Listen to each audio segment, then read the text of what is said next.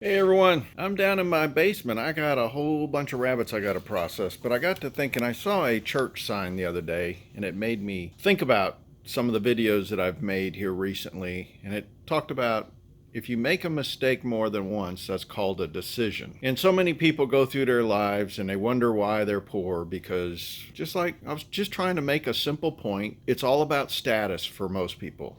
They go buy a brand new vehicle and then they go drive it around, show all their friends. But guess what? It's only brand new for like the first year. And then after that, it's like nobody else. I mean, it's not that different than anybody else's. And then you get your first ding and then paint starts going bad. And anyways, it just makes no sense to go off and pay top dollar for these things, no matter what the technology is. In fact, the more stuff you jam in there, has more crap to break. That's the bottom line. And most people just haven't learned that yet. So the whole idea is your whole life is your fighting for resources. So don't squander any resources that are given to you. I saw a super expensive vehicles in people's driveways. You think about all the insurance it costs to cover it. You think about everything that is involved in trying to maintain expensive vehicles. And I sit there and wonder, for what purpose? It's kind of like in Florida. A lot of my friends, they lived right on the water and they had, significant costs involved in trying to maintain seawalls and boat docks and all that kind of stuff. And then you had tremendously higher taxes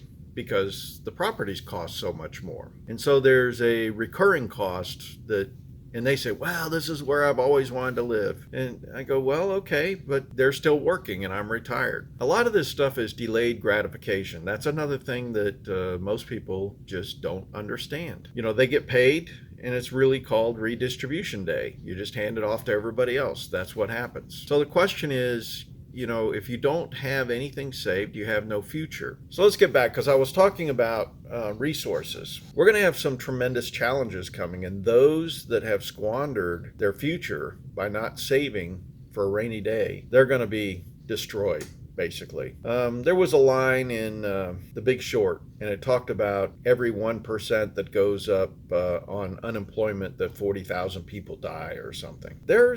There's a lot of truth to that. And I think if they had kept statistics, you'd probably find, like when we went through a currency reset, it was probably like a way larger percentage. Because let's say we do go through a significant reset, which we're all expecting. We think these fiat currencies are all failing around us, so everybody thinks it's just magically going to be okay. I mean, I have a lot of church friends. They all go, oh, we'll just pray about it and everything. It's the most bizarre thing. I mean, I'm a Christian, but it's like, God gives you a brain to think about how to minimize risk, right? Plan for it. So that's what this channel's about, is to get you to start thinking about, like the squirrel that puts up a nut for winter. I mean, why do these people always think that there's always going to be food at the grocery store and in the restaurants and whatever? I guess we've just lived in such unbelievable times here recently, but it all comes to an end. So the question is, what are you doing? I mean, I'm constantly evaluating what I'm doing to try to squeeze another nickel out. My real estate buys my precious metals, but it's because I worked my butt off 6 years ago to, get that in place.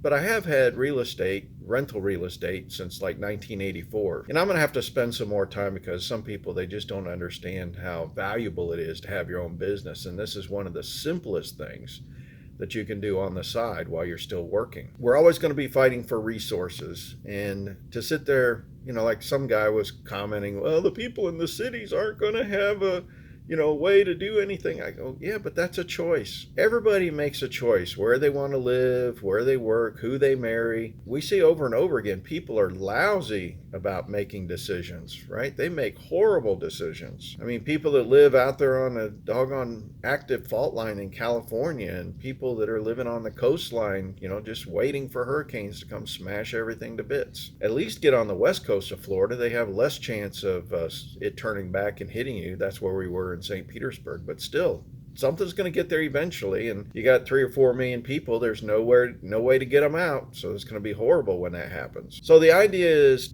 take responsibility for your choices. Look at where you're living. Think about, what would happen if all of a sudden currency is worth 1/3 less. That means everything costs 30% more. Would you be able to survive? I mean, food jumping that high, gasoline, clothing, everything would jump immediately. And then, people's raises they'd have to be substantially more to compensate for that, and so it becomes a vicious cycle. So then you get another big jump. It just becomes a horrible situation, and that's conservative. If our currency drops 30%. I mean, right now, the president's intentionally asking to devalue our currency because we're too strong compared to everybody else. So do you know what that means? That means they're intentionally trying to devalue the money that you have in your bank account, the money you have in your wallet, so it's going to be worth less. Everything will cost more. That's what that means. I don't think most people get it, but I don't think he has a choice, because if our stuff costs too much, we can't sell it. Citizens are going to get hurt. If we go to Venezuela level, guess what?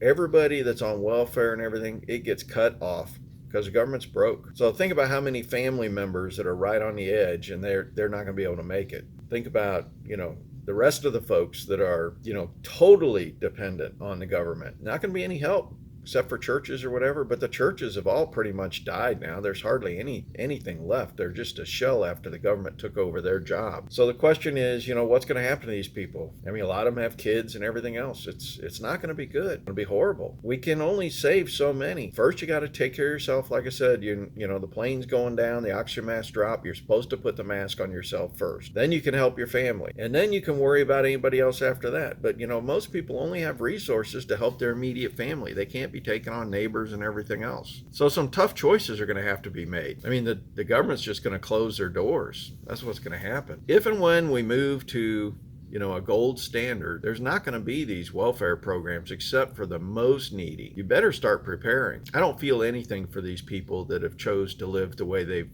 chosen to live. It's their choice. So when all hell breaks loose, it's like, it's not our problem. They chose to live that way. When all of a sudden our income is cut by a third or more, and any, potentially Social Security, everything else is cut to nothing, it's like the rest of us, we're all just going to be trying to live. So anybody else that's out there, tough luck, that didn't even decide to get any chickens or garden or anything, it's like, it's just too bad. You're going to have to make some tough choices. So I want to leave you with that thought. Any mistakes that you made more than once, those are actually decisions. That's the bottom line. And that's where a lot of people are. They'll go bankrupt, and then they'll go bankrupt, and then they'll go bankrupt. Well, the laws really shouldn't allow that to happen, but it does.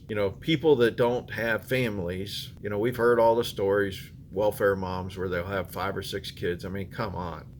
It happens. Makes you wonder. YouTube doesn't like dissenting opinions. It doesn't like anything that challenges their thought processes, which are extremely liberal, as we know. I mean, PragerU had a whole bunch of videos taken down, or actually they weren't really taken down. They were put behind a firewall, in the sense that if people had their children's filter settings set that they shouldn't be able to see pornography or something. I mean, PragerU doesn't do any pornography, but they were put behind that kind of firewall where only adults could see it. And yet it was a alternative view that was backed up by facts, not emotion. They don't like that. And that's what this channel's trying to do. This channel's trying to show you that, there's a lot of people that worship status, and I'm trying to show you, guess what? That's how you end up not having any resources, because everybody wants your money. So if you go buy a $60,000 vehicle, and that's the low end on some of these electric vehicles, the Teslas and such,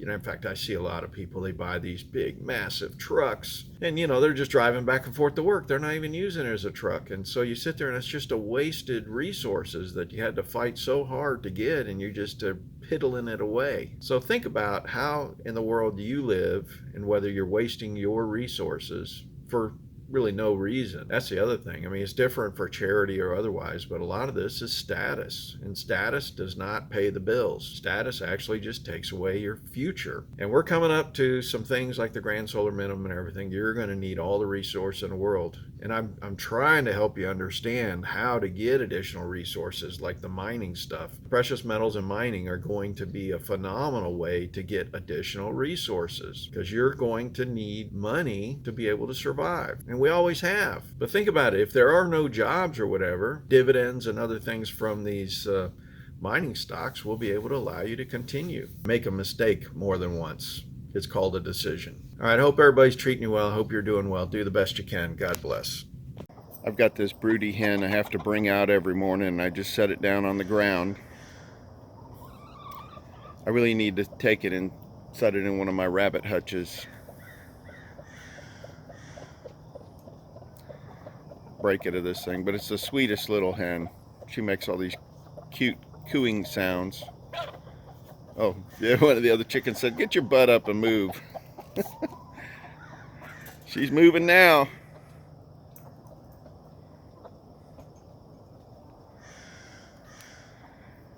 They go into like a trance. It's the strangest thing.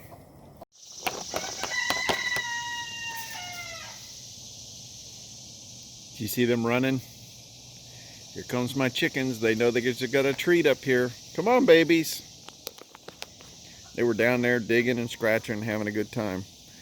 They come up on the deck and then come around the side.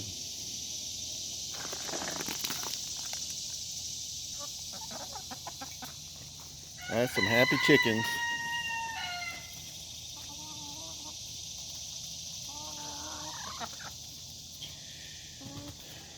Don't ever waste your food. The chickens will eat everything. Garbage disposals. That's what I call them. They love the bell pepper seeds. I'm making a bunch more salsa today. I just got a bumper crop of bell peppers and jalapenos, and anything that's got a bad spot in it, I just give it to the chickens.